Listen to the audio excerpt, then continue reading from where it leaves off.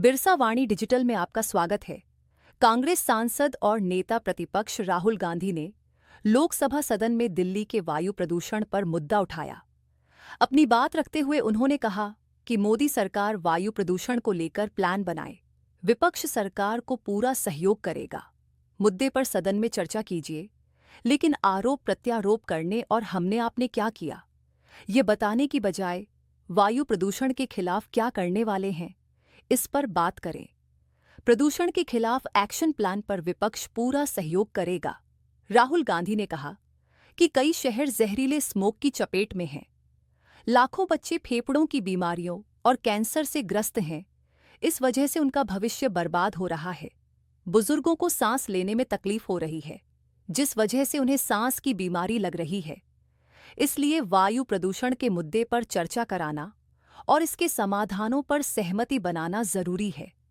सदन में मौजूद सभी लोग इस प्रस्ताव से वाकिफ होंगे और वायु प्रदूषण से हो रहे नुकसान का समाधान निकालने में सहयोग करेंगे।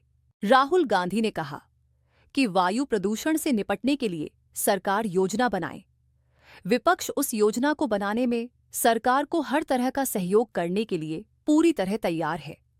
सरकार को संसद में इस मुद्दे पर चर्चा जरूर करनी चाहिए, लेकिन इसे ऐसी चर्चा नहीं बनाना है जिसमें एक दूसरे को गाली दे रहे हों, आरोप लगा रहे हों, बल्कि ऐसी चर्चा करनी है जिससे प्रदूषण का समाधान निकल कर आए। अगले 5 या 10 वर्षों में वायु प्रदूषण को जड़ से खत्म करने की योजना बनानी होगी।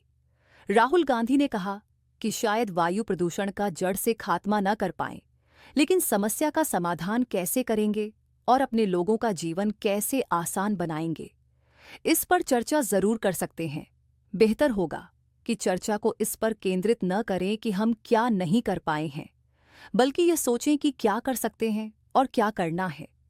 इसके जवाब में संसदीय कार्य मंत्री किरेन रिजिजू ने कहा कि सरकार ने पहले दिन से स्पष्ट कर दिया था कि सभी अहम मामलों पर सरकार चर्चा करने और सभी पक्षों के सुझावों को ध्यान में रखते हुए समाधान निकालने के लिए तैयार है। देखते रहिए बिरसा वाणी डिजिटल। धन्यवाद।